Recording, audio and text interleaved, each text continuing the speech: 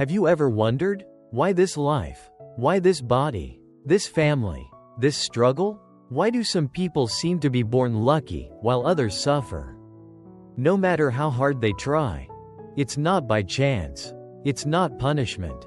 And it's not fate. The Buddha taught, everything that happens to us is the ripening of seeds we've planted, knowingly or unknowingly, in this life or many before. This life, it isn't random. It isn't meaningless. It's the unfolding of your own karma, perfectly precise, deeply personal. In the next 70 minutes, we'll explore why your current life is exactly what it needs to be. And how, starting now, you can plant new seeds for peace, for clarity, and for a better future. Let's begin. Many people go through life wondering if there's a deeper meaning to the circumstances they were born into. They ask, why was I born into this body? Why in this country? This culture? This family? Why do I have to struggle with anxiety, poverty, loss, or loneliness while others seem to live with ease and abundance? Is it just the roll of the cosmic dice? A random accident? Or perhaps a divine punishment? The Buddha gave us a very different answer. He taught that nothing in our life is accidental. Every experience, every joy, every sorrow is the fruit of a cause, planted by our own actions, words, and thoughts, in this life or in many lives before. Just as a tree grows from a seed, our present life arises from karmic seeds we have planted long ago. In the West, we're taught to see life through a material lens, genetics, environment, education, luck, but Buddhism goes deeper. It asks, why did you receive these genetics? Why this environment? Why this luck?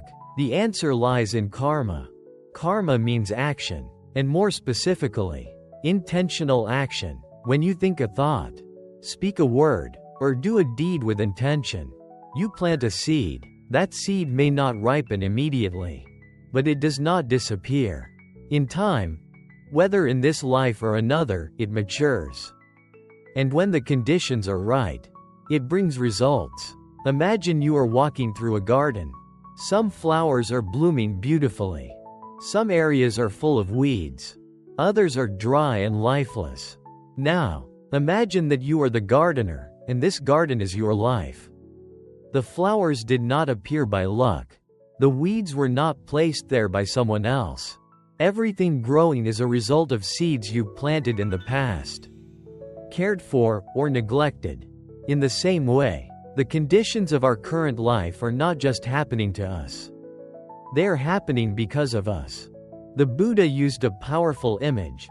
Karma is like a field. Our actions are seeds. Consciousness is the ground. When conditions are present, like sunlight, water, and time, the seeds begin to sprout. Some karma ripens quickly. Some takes decades or lifetimes. But nothing is lost. Nothing is ever wasted. Every action you take leaves a trace. And this trace shapes your experience of the world. That means your life, exactly as it is right now, is not random. The circumstances you are in, whether painful, joyful, confusing, or beautiful, are deeply meaningful. They are the perfect result of your past and the perfect opportunity for your future. That doesn't mean you deserve your suffering in a harsh or judgmental way. Buddhism doesn't say you are bad for having pain. Instead, it invites you to see all suffering with compassion and understanding. The suffering you face is not a punishment, it's a ripening. And more importantly, it's a turning point. Most people fear the idea that we are responsible for our suffering. But in the light of Dharma, this responsibility becomes liberation. If your life is your karma, then you can also change it. You are not trapped in an identity, a story, or a fate. You are not doomed by your past. The past created this moment, but this moment creates the future. To understand this more deeply, we must begin to reflect on the nature of our mind. Every action starts with a thought. The Buddha said, "Mind is the forerunner of all things." If we speak or act with a pure mind, Happiness follows like a shadow that never leaves. But if we act with a polluted or selfish mind, then suffering arises in the same way. This is not about blame. It's about awareness. And awareness is the beginning of freedom. Let's return to the idea of the seed. If you plant a mango seed, it doesn't matter how much you wish for apples. You will get mangoes. If you plant anger, you will not harvest peace. If you plant greed, you will not harvest contentment. But if you plant kindness, wisdom, mindfulness, then over time, your life becomes rich and meaningful. This principle can be overwhelming at first. We may look at our past and feel regret, guilt, or confusion, but the Dharma always points us forward. The Buddha never said we are only the result of our past. He also taught that we are the creators of the present and the builders of what comes next. The karmic seeds may have ripened into pain now, but the field is still in your hands. Right now, you are planting something. The question is, what are you planting?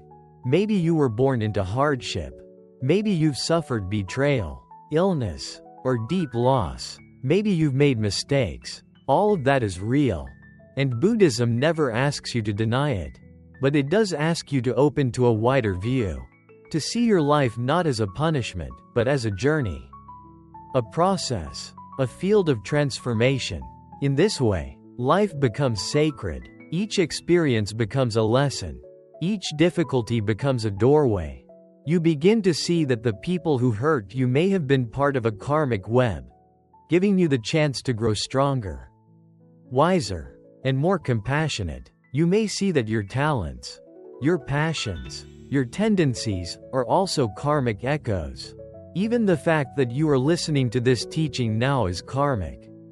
Out of the billions of people in the world, you encountered the Dharma. That, too, is a seed ripening.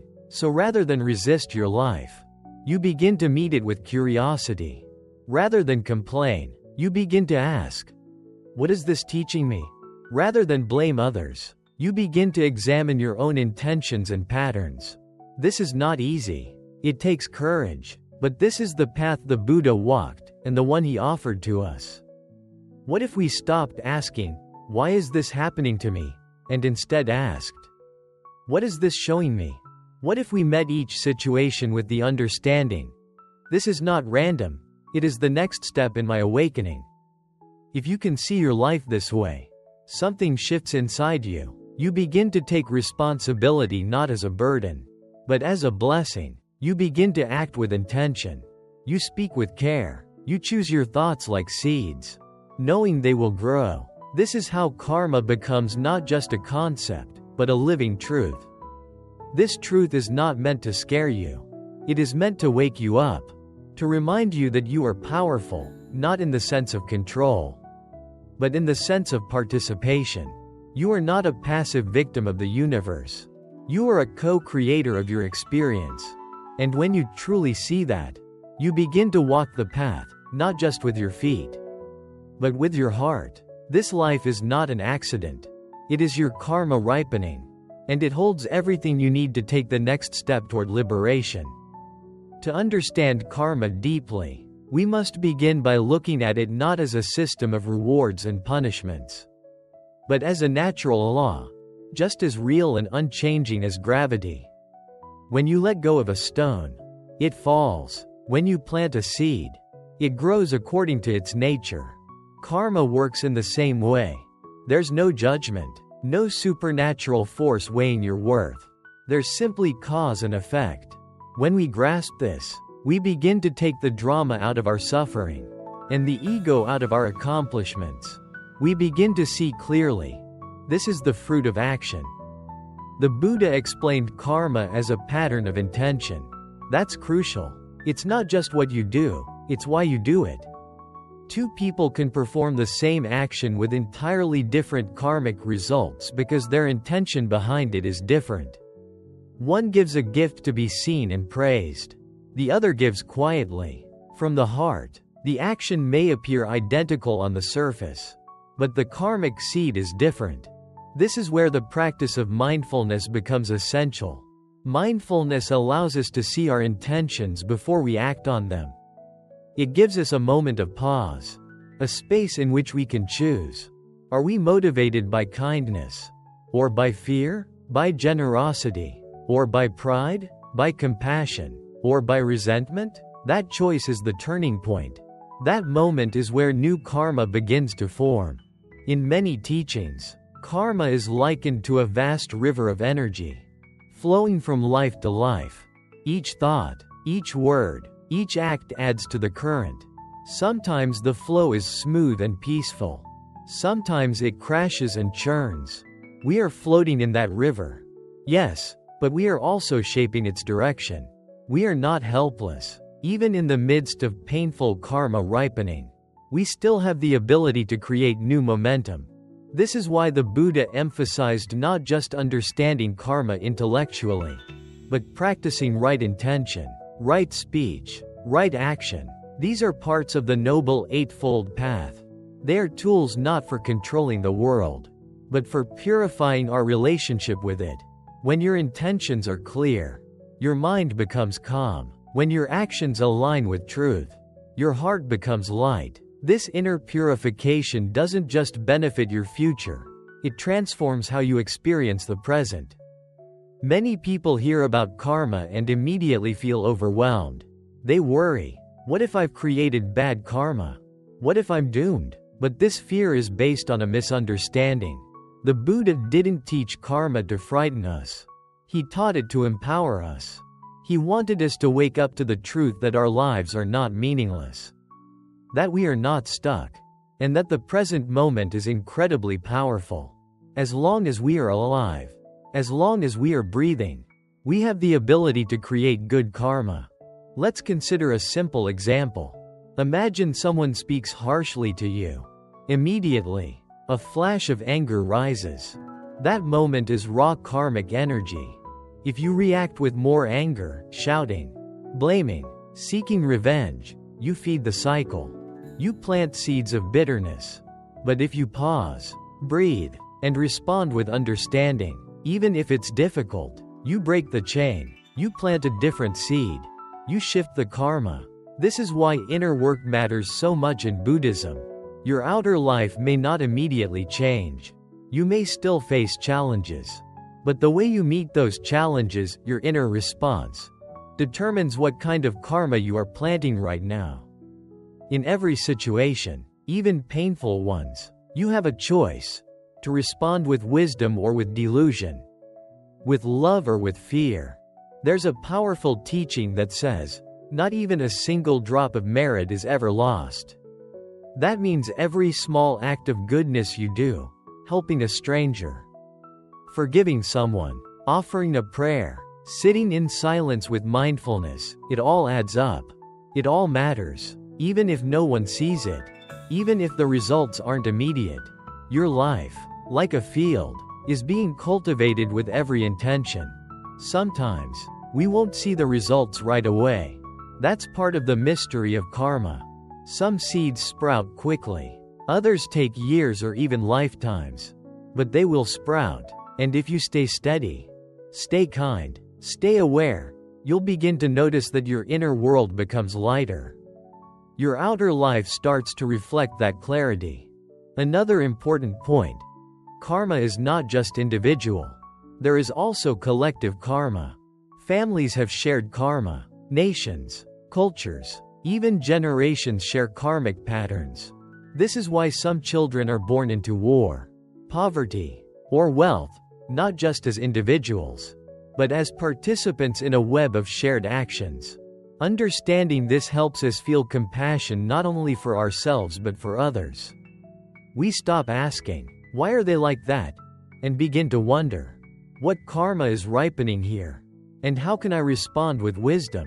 When we view life this way, we stop seeing people as enemies or burdens. We start to see them as fellow travelers, each carrying the weight of their own karma.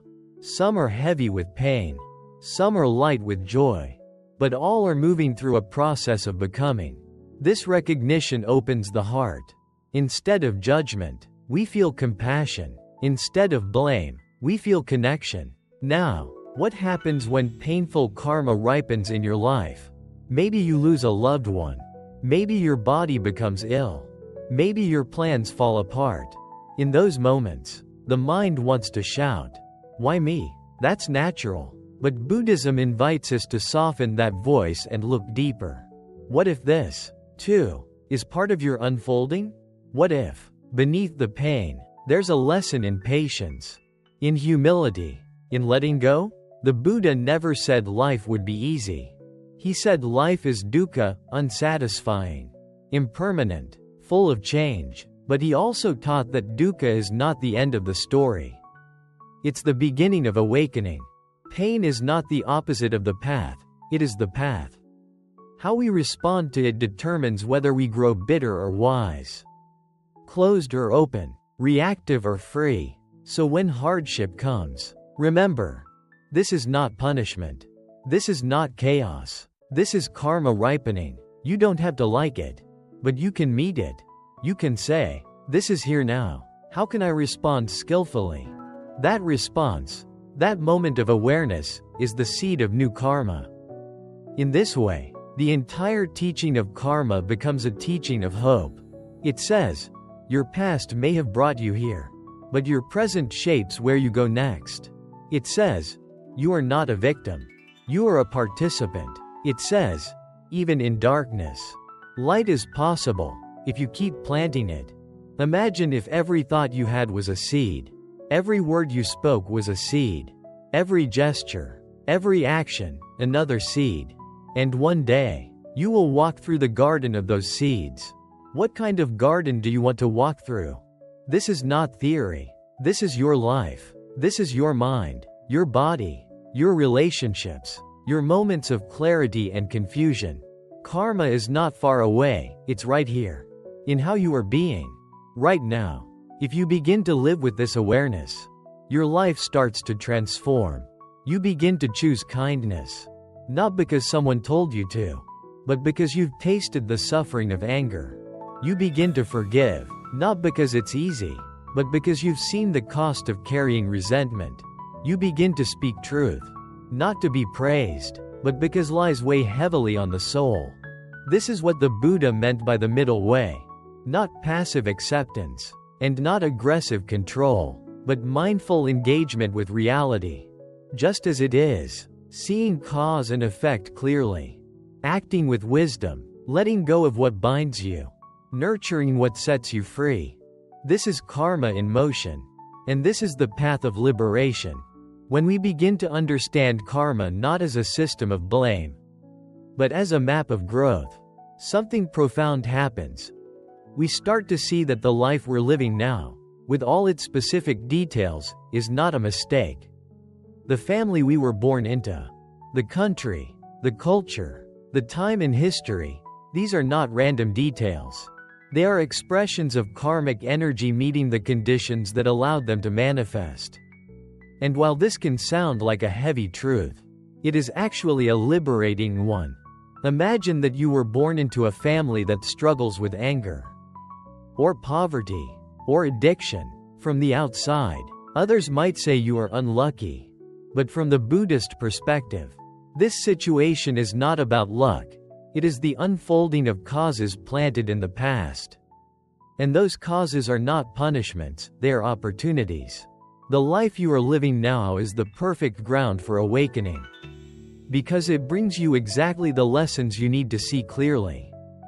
Let's say you grew up feeling unloved, or misunderstood, or rejected. You might carry wounds from that.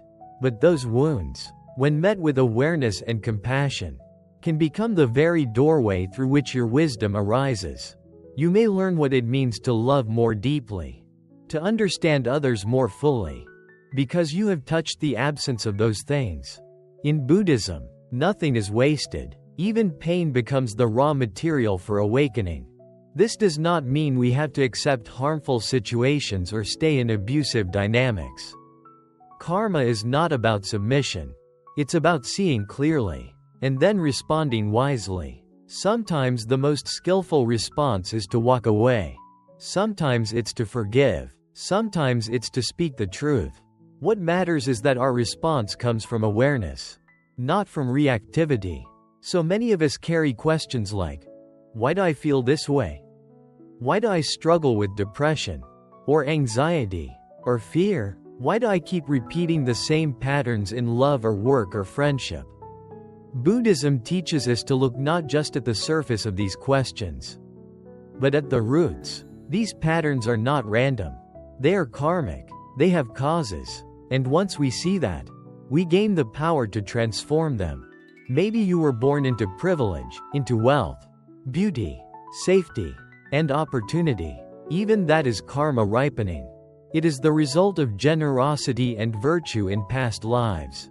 But with that karma comes responsibility. The Buddha warned that fortunate rebirths are rare and precious, and they should not be wasted. A life of ease can become a life of distraction. If we forget the impermanence of our blessings, we risk using them to create negative karma instead.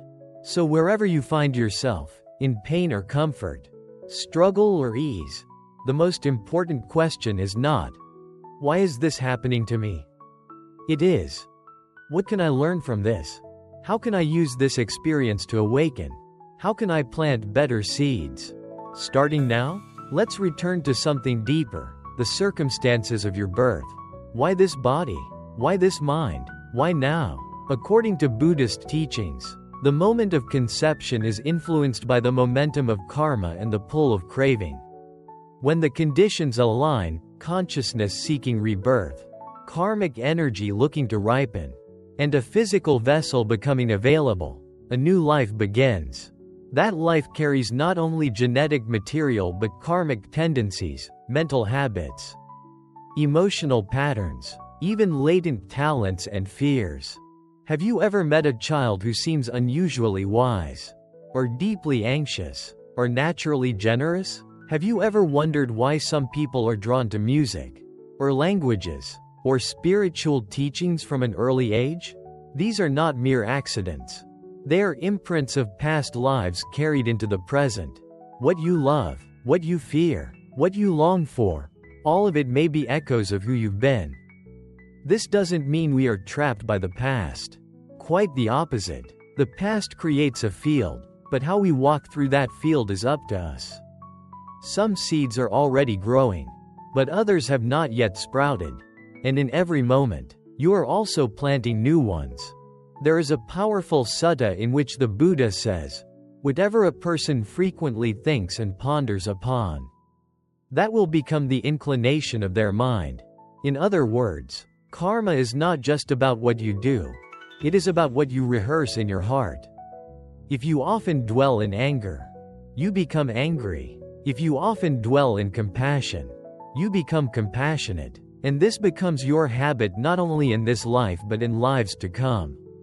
So what does this mean in practical terms? It means that your thoughts matter. Your speech matters. Your choices, even small ones, shape the arc of your becoming. And this gives you tremendous power, because it means that awakening is always available. Even if you feel lost or broken, even if you've made mistakes, even if you don't know where to begin, the path begins right here. With the next moment of mindfulness, think about this. Out of all the realms of existence the Buddha described, hell realms, hungry ghost realms, animal realms, God realms, you were born into the human realm. According to the Dharma, this is the most rare and precious of all. Why? Because only in the human realm do we have the right balance of suffering and clarity to seek liberation. In the lower realms, there is too much pain. In the higher realms, too much pleasure. But in this human life, we can reflect, we can practice, we can wake up. So instead of asking why your life is difficult, consider this. Maybe your difficulties are not barriers. Maybe they are exactly what your soul needs to grow. Maybe the people who challenge you are karmic mirrors. Maybe the wounds you carry are cracks where the light can enter.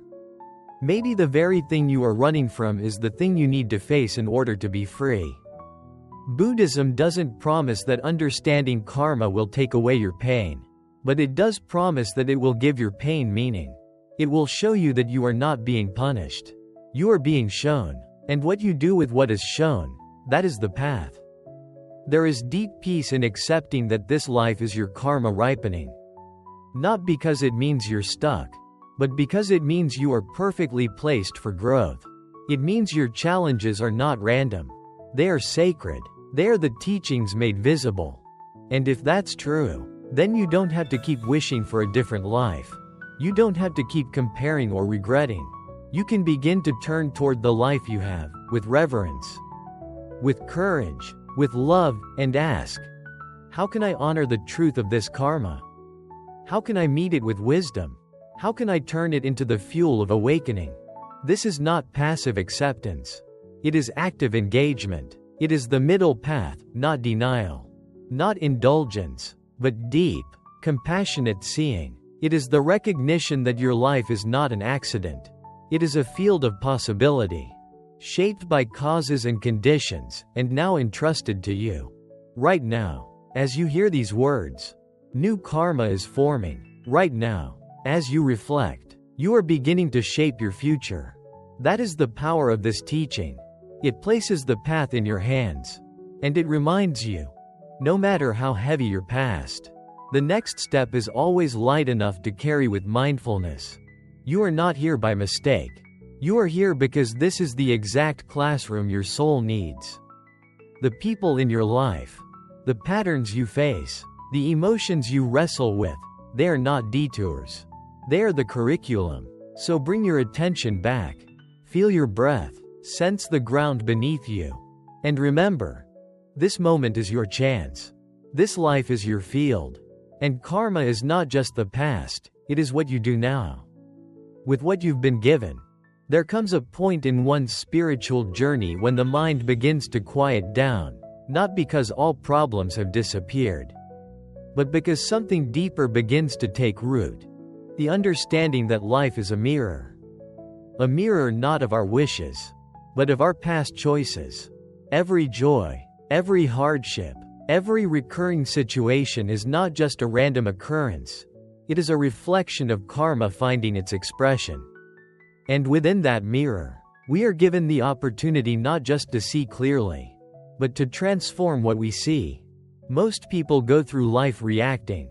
We react to pain by pushing it away, to pleasure by grasping it, to uncertainty by trying to control it. But the Buddha taught that reaction binds us, while awareness frees us. When we learn to observe our experiences without immediately labeling them as good or bad, fair or unfair, we begin to relate to life with deeper wisdom. We begin to ask, not, how do I get out of this? But, what is this showing me? If every moment is the ripening of a karmic seed, then every moment is also an invitation to respond differently. When anger arises, that is the fruit of past resentment. When jealousy arises, that too has roots. But if, in that moment, we choose not to feed it, we interrupt the cycle. We say, this energy is here, but I do not have to act it out. That restraint, that mindfulness, that clarity, becomes a new karmic seed. One rooted not in reactivity, but in liberation. This shift in how we relate to life is what transforms karma from a concept into a living practice. It is not something you simply believe, it is something you live. And living it means watching the movements of your own mind with care. It means asking, what am I cultivating in this moment? Is this thought planting peace?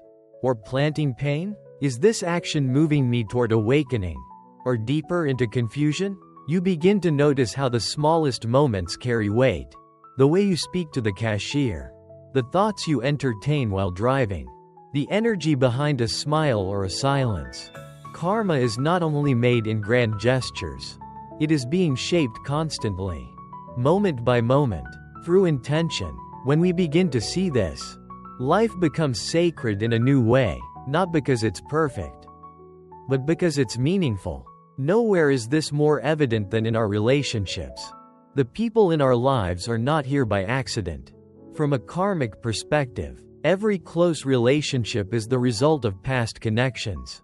Parents, siblings, friends, partners, even those who challenge us, are karmic companions. We have met them before. We are working something out with them now. Whether it's love or pain, attraction or resistance, these bonds carry energy from the past into the present, giving us the chance to understand, to heal, and sometimes, to release. When conflict arises with someone close, the ego wants to win, to blame, to defend, but the Dharma invites us to go deeper. What if this person is reflecting a part of ourselves we haven't healed? What if the dynamic is revealing an old wound, a pattern we haven't yet seen clearly? This is not about blaming yourself or excusing others. It is about meeting the moment with honesty. Seeing the karmic thread, understanding that this encounter, however difficult, has the potential to be a turning point. One of the most powerful shifts we can make is to begin viewing challenges not as punishments, but as teachings. A breakup becomes a lesson in letting go. A betrayal becomes a lesson in boundaries. A loss becomes a lesson in impermanence. We stop asking life to be comfortable and start asking it to be real. Because when it's real, it can wake us up. Of course, this doesn't mean we become passive. It doesn't mean we accept harm or injustice without response. It means our response is rooted in clarity, not in vengeance, in wisdom, not in habit. Karma is not a tool for resignation, it is a tool for right action. When we act from awareness, our actions carry the power to shift the pattern. And that shift, though invisible at first, changes everything. Let's consider suffering more deeply. Everyone suffers. The form may differ: loss, illness, disappointment, loneliness, but the experience is universal. What changes is how we relate to it. For many, suffering becomes a wall, something to resist, to numb, to escape. But for those walking the path of Dharma, suffering becomes a doorway, a call to awaken, a signal that something needs to be seen. If you look at your suffering with open eyes, you may begin to see its shape. You may notice the expectations that fuel it, the attachments that tighten it, the fears that surround it. You may realize that the suffering is not just about what happened, but about how you're holding what happened. This is the insight the Buddha offered. Pain is inevitable, but suffering is optional. Because suffering arises when we cling to what we want, cling to what we fear, cling to what we think should be. And when we see that, we begin to let go. Letting go is not giving up. It is making space. Space for what is true. Space for what is next. When we let go of blame, we make room for responsibility. When we let go of control, we make room for trust. When we let go of fear, we make room for love. And each time we choose that letting go, we are not just feeling better, we are creating new karma. Karma that leads to liberation, not to repetition. Another important teaching of the Buddha is that karma is not linear. We do not always experience consequences in the order they were caused. Some karma ripens quickly, some takes years, some takes lifetimes. This explains why a good person may suffer, or why someone seemingly cruel may appear to thrive. But don't be fooled by appearances. The law of karma is subtle and vast. Nothing is ever lost. No act of kindness, no moment of mindfulness, no choice rooted in truth ever disappears. It may not bear fruit when we expect it, but it will bear fruit. This is why practice is so important. Spiritual practice is not about escaping the world. It is about engaging it more fully, with clear eyes and an open heart. Meditation, ethical living, mindfulness. These are the tools that help us see clearly and act skillfully. They are not religious duties, they are karmic technologies. They help us clean the mirror, so we can see what we are becoming. And what we are becoming matters. Because karma doesn't just shape our current life, it shapes what comes next.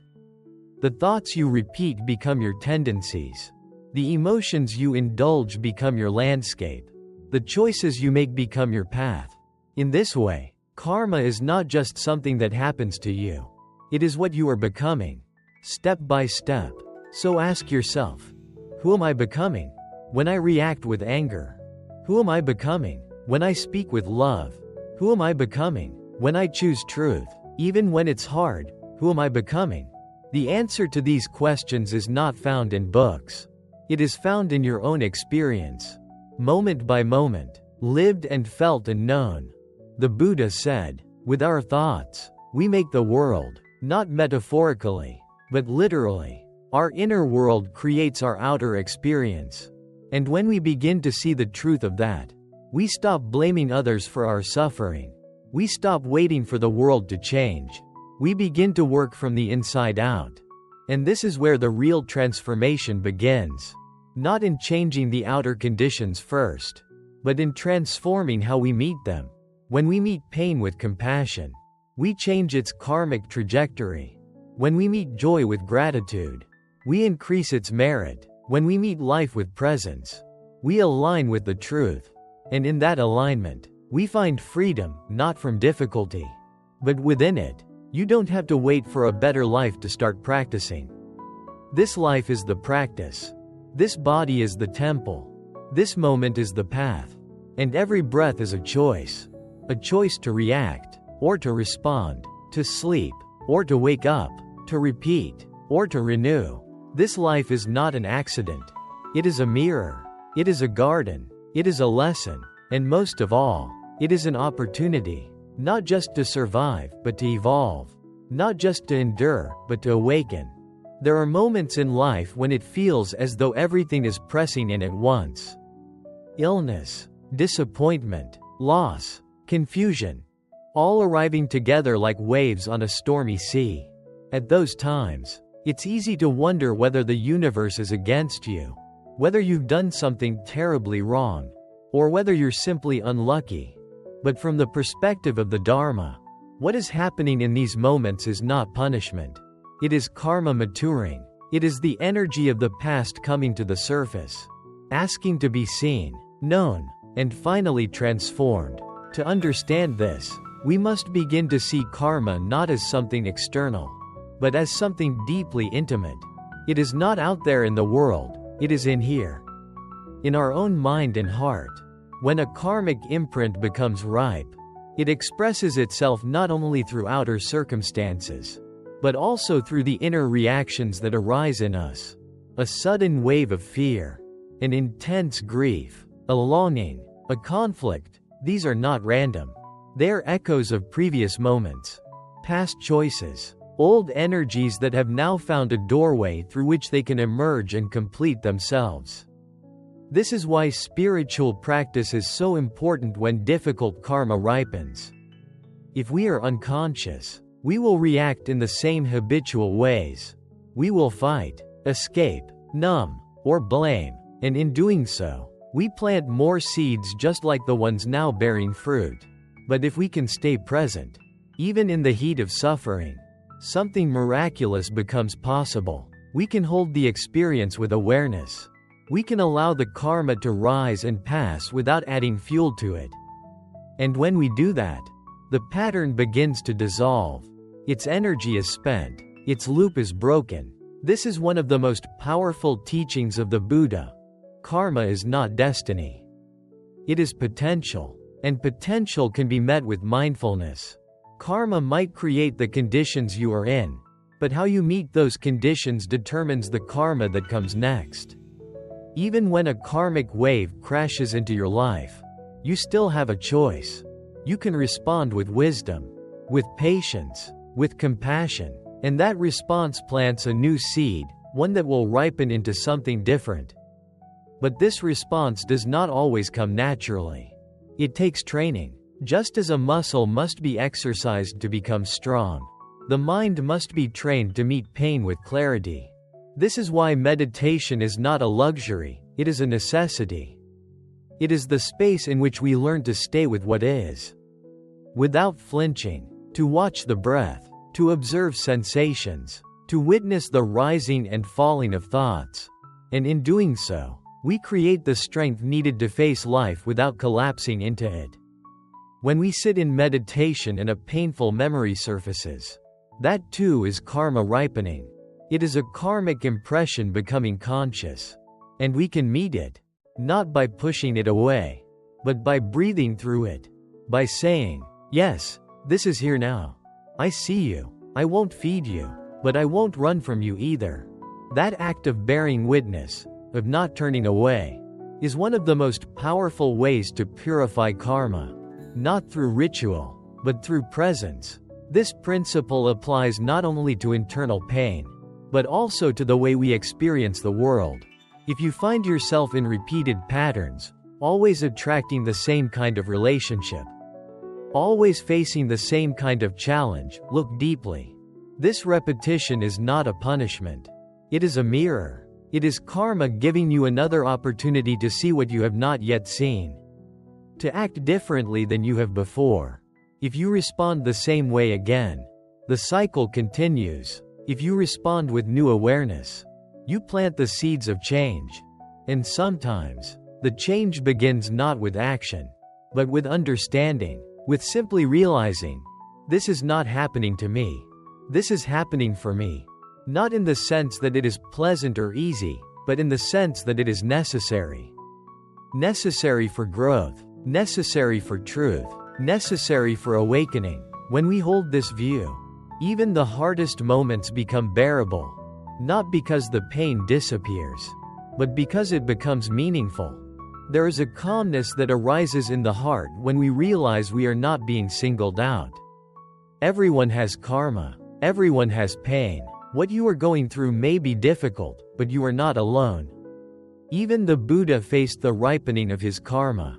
Even enlightened beings experience the unfolding of old causes. The difference is, they meet those moments without resistance. They meet them with complete clarity and compassion. And so their karma ripens and passes. Without creating more, we can train ourselves to do the same. It begins with a single breath. Inhale, exhale. This is the moment.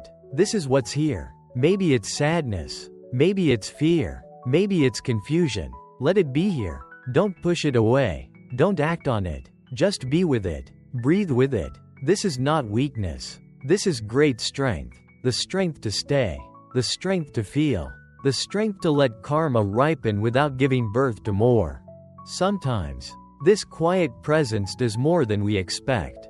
Sometimes, in the stillness of being with what is, a new insight arises. We begin to see the deeper pattern behind our pain.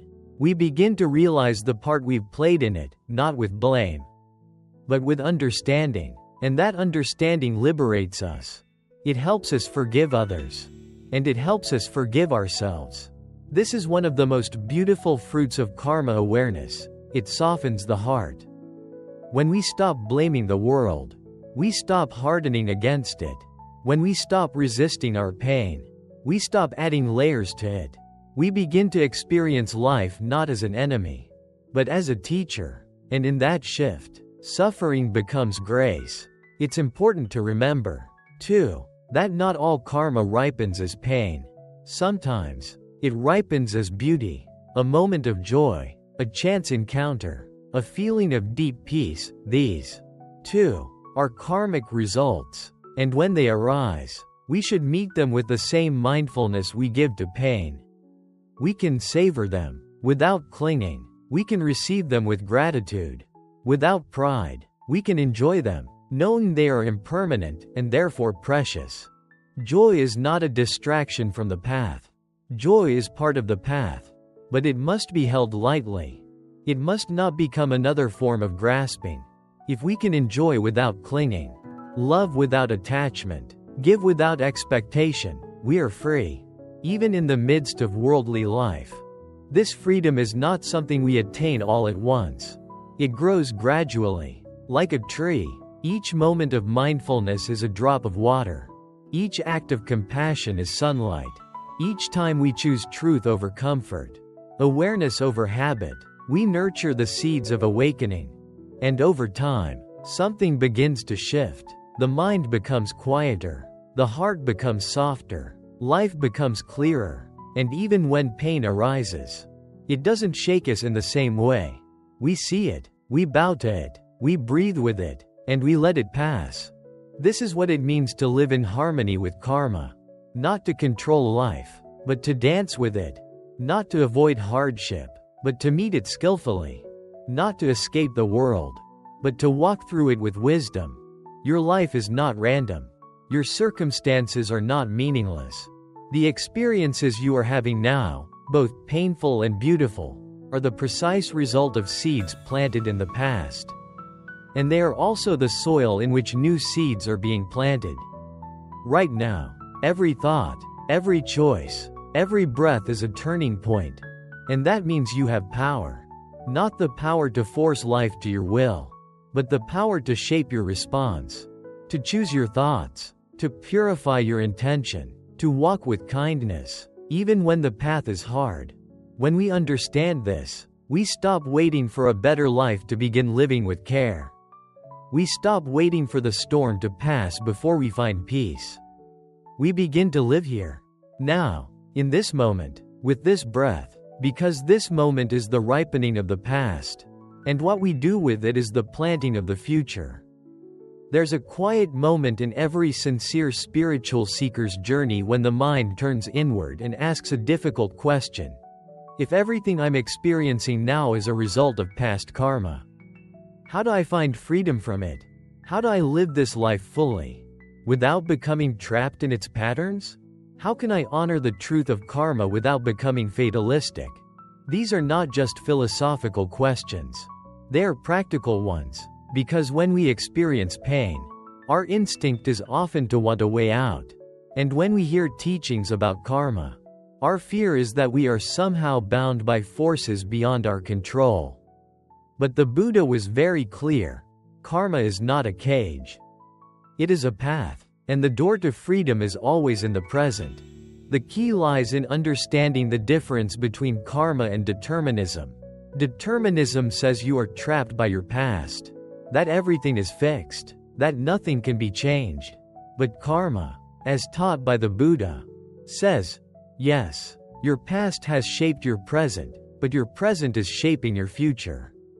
It says, what has been planted is ripening, but what you plant now still matters. Always. This is a teaching of great hope. What it means is this: your current conditions are not the full story. You may have inherited fear. You may carry habits of self-doubt, resentment, or avoidance, but those habits are not who you are.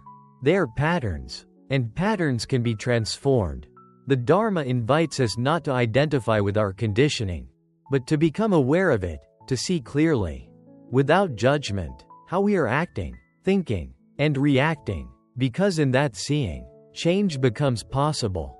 This is the beauty of mindfulness. It is not about fixing ourselves. It is about witnessing ourselves with such clarity and gentleness that the layers of confusion begin to fall away.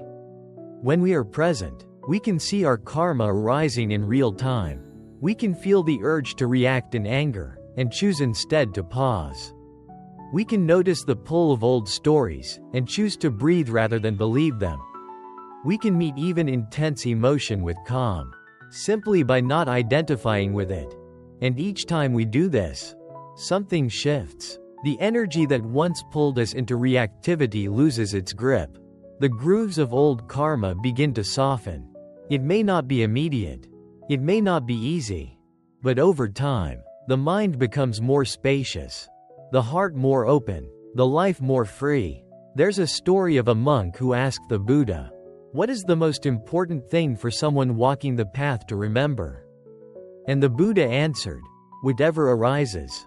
Know it. Whatever passes. Let it go." This simple instruction is the core of transforming karma. Because what arises is often our old conditioning, and what passes is the opportunity to choose differently. If we cling, we repeat. If we let go, we evolve. And this does not only apply to the inner world. It applies to how we live, how we work, how we love.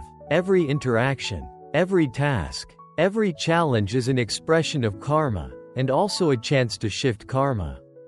When you bring presence to how you speak, how you listen, how you move through your day, you're not just becoming more calm. You're becoming more conscious. You're breaking old cycles. and planting new seeds. In the West, we often speak of healing as something that happens in isolation, something that happens inside our minds or in therapy. But in Buddhism, healing is also relational. Our karma is not only personal, it is also interpersonal. How we treat others is part of how we shape our path. Each time you forgive, each time you act with generosity, each time you withhold harm, you are not just creating peace outside, you are transforming the energetic imprint of your own being. So even when no one sees, even when no one acknowledges, the good you do matters. It matters karmically, because all actions leave traces, not just in the world, but in the heart. A kind word spoken, a selfish impulse restrained, a truth told gently. These are not minor things. They are moments of awakening. They are steps on the path. It's also important to remember that karma unfolds across time. Sometimes, we do good and expect immediate results. But karma doesn't work like a vending machine. You don't put in $1 of virtue and get back a candy bar of happiness. Sometimes, the seeds take time to sprout. And that's okay. Trust is part of the path. Trust that goodness is never wasted. Trust that truth leaves a trail, even if no one else sees it. When people ask, "How do I know my practice is working?" the answer is not in big, dramatic changes. It's in the small shifts. Are you more patient than you used to be? Are you quicker to return to presence when disturbed? Do you see others with more compassion than before? These are the signs. These are the fruits. Don't overlook them just because they seem quiet. The deepest transformations often make the least noise. There's another common question. If karma explains everything, then what about grace? What about love? What about things that seem to arrive out of nowhere? Unearned and unexpected? And the answer is, they, too, are karma. But they may be the karma of past lifetimes. Or they may be the result of inner shifts we made without even realizing. The universe responds to the energies we emit, whether we are conscious of them or not. So yes, sometimes blessings arrive seemingly from nowhere. A kind stranger, a sudden insight, a wave of peace, and we can receive them with humility, with wonder, with gratitude. We don't need to cling to them or explain them. Just breathe them in, let them nourish you, and keep walking. The path is not always straight. There will be times of darkness, times of confusion, times when it feels like nothing is working. But even in those moments, something is growing underground. The roots are deepening, the soil is shifting. Keep going, keep practicing, keep showing up, even when it's hard, especially when it's hard. Because those moments are when karma is most pliable, when the deepest change is possible. And never forget, the life you are living now, no matter how difficult, is a rare and precious opportunity. The Buddha said that being born as a human being, with the capacity for self-awareness and the possibility of spiritual practice, is more rare than a blind turtle surfacing once every 100 years through a small wooden ring floating on the vast ocean. This life is not an accident. It is a blessing, a responsibility, a chance. So use it well. Use it not to chase pleasure or escape pain, but to wake up. Use it to love more deeply, to see more clearly, to live more honestly. Use it to purify your intentions, to soften your judgments, to serve with a full heart. Because every moment you do, you shape not only this life, but what comes after. In this way, karma is not a prison. It is a compass. It points you to where you've been, and invites you to choose where you're going. It shows you what has ripened, and offers you the tools to plant something new. This is the power of the present moment. It is the only place where karma can be transformed. Not in the past, which is already written, not in the future, which is still unborn, but right here, with this breath, this word, this step. So pause, listen, breathe, and remember, you are not bound. You are becoming, and you become not through grand gestures, but through small, steady acts of awareness and love. There is a truth that sits quietly beneath the surface of every moment. The truth that what you do now becomes what you are later. This is the essence of karma. Not as punishment or reward, but as a path of becoming. And once this truth is seen, it changes how we live. No longer do we wait for life to be different before we show up with presence. We begin to understand that how we meet life, right now, is already shaping the life to come. That includes this very breath, this very thought, this very choice. Karma isn't abstract, it's immediate. It's alive in how you respond to a moment of anger, in how you listen when someone speaks, in the intention behind the words you say, and the silence you keep. Each moment carries the potential to repeat old suffering, or to create new peace. Each moment holds the seed of freedom. To walk this path with eyes open is not always easy. It means taking full responsibility for the energy you bring into the world. It means noticing the places where you tend to react unconsciously, where old patterns still speak louder than presence. And yet, this is exactly where the opportunity lies. Because the more clearly you see the unconscious, the more space you have to choose the conscious. Every single one of us carries karmic tendencies, habitual ways of thinking, feeling, and acting that come from countless previous causes. Some of these are visible, like a quick temper, a generous heart, a restless mind. Others are more subtle, like the fear of being seen, the need for approval, or the belief that we are not enough. These tendencies are not flaws. They are simply the momentum of past energy. But karma is not identity. And this is important to understand. You are not your past. You are the awareness that can see the past. You are the field in which karma arises, and the one who can choose how to respond. This is the liberating insight of the Dharma, that no matter how strong a pattern may feel, it can be changed, not through force, but through awareness, through loving attention, through practice. Sometimes that practice is quiet, just sitting with yourself, noticing the sensations in the body, the movements of the mind, the tenderness of the heart, watching how certain thoughts trigger reactions, watching how silence brings up discomfort, watching how old stories play like background music, barely noticed but constantly influencing how you feel. This watching is not passive. It is transformational, because what is seen clearly begins to lose its grip. Sometimes that practice is in the world, in choosing to speak kindly even when you're upset, in choosing to pause before responding, in choosing to be honest even when it's uncomfortable, in choosing to forgive even when the wound feels deep. These choices don't erase the past, but they shape what comes next. They shape who you become. It's worth remembering that even the smallest shift matters. If you're used to reacting with frustration, and today you pause for one breath before responding, that is karma shifting. If you're used to criticizing yourself, and today you offer yourself a single moment of compassion, that is karma shifting. If you're used to numbing out with distraction, and today you sit with discomfort for just a few seconds, that is karma shifting. These are not small things. These are sacred acts, because they change the direction of your life, in ways that may not be visible immediately, but that ripple out through time. This is how transformation really happens, not in a single dramatic moment, but in thousands of quiet choices. And each of those choices is a blessing, because it means you are awake. You are no longer just moving through life on autopilot.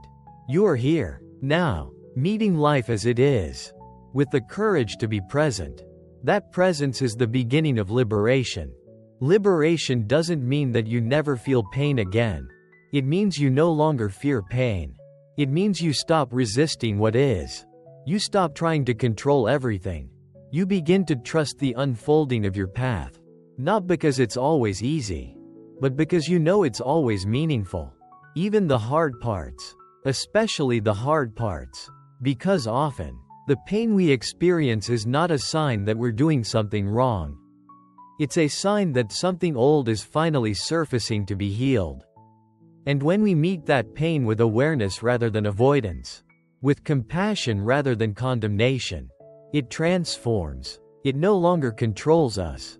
It no longer defines us. It becomes part of our awakening. In the Buddhist tradition, there is a practice called Tonglen, which means giving and receiving. In this practice, you breathe in the suffering of others and breathe out relief, healing, and peace. At first, it seems impossible. Why would we want to breathe in suffering? But the truth is, we already do. We already carry suffering in our families, in our relationships, in our history. The practice of Tonglen is not about taking on more suffering. It's about transforming our relationship with it. When you breathe in the pain of others with compassion, you remember that you are not alone. When you breathe out peace, you remember that you have something to offer. This simple act, even done in silence, begins to reshape your heart. It softens the edges. It opens space. It trains you to meet the world not with fear, but with love. And love, when rooted in awareness, is the most powerful karmic force there is. Not romantic love, not attachment, but the deep, steady love that sees clearly and stays anyway. The love that understands our shared humanity. The love that forgives because it sees the suffering beneath the action. The love that speaks truth not to hurt, but to heal. This love purifies karma like water cleanses fire. It does not erase the past, but it frees us from repeating it. This kind of love begins inside, in how you treat yourself, in how you speak to your own mind, in how you hold your own pain. When you meet yourself with kindness, even in the midst of struggle, you break centuries of harshness. You end cycles of shame. You create a new possibility, not just for yourself, but for everyone you touch. Because karma is not just personal. It's also collective. The energy we carry influences the people around us. The peace we cultivate becomes a refuge for others. The love we embody becomes a transmission. You may never know the full impact of your inner work, but it is real, and it matters. Imagine a world in which more people lived with this awareness. A world where we all understood that our thoughts, our speech, our actions matter, that we are all planting seeds, that we are all inheriting one another's energy. In such a world, compassion would be natural, justice would be deep, and awakening would not be rare. That world begins with you, with your choice to live with integrity, with your courage to face yourself, with your willingness to show up again and again, even when it's hard, with your trust that this life, your life, is not an accident, but a precious unfolding.